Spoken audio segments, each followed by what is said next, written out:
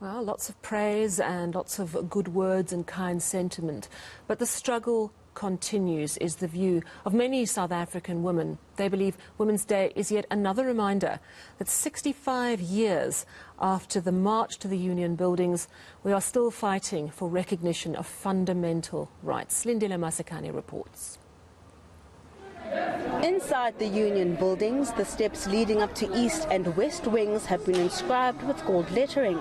They're extracts from the petition the women of 1956 handed over to the then Prime Minister, J.G. Strydom, in the hopes of emancipating African women from the past laws.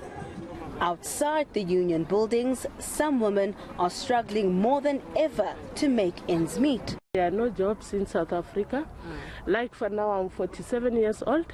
When I go to companies looking for a job, they will tell you that they need young people. I want to survive. I'm a single parent with 4 kids, so I don't have any income. As an informal trader, the coronavirus pandemic has impacted her business and her ability to support her family. Here we are depending on our tourists. So if there's no tourists, nothing. Sometimes I sell 100, sometimes I go home without anything. Meanwhile, young women are calling for an end to patriarchy and gender-based violence. It's very odd and problematic, in fact, that you have an organization like the ANC, even the ANC Youth League, where the general membership is women, but the leadership is not.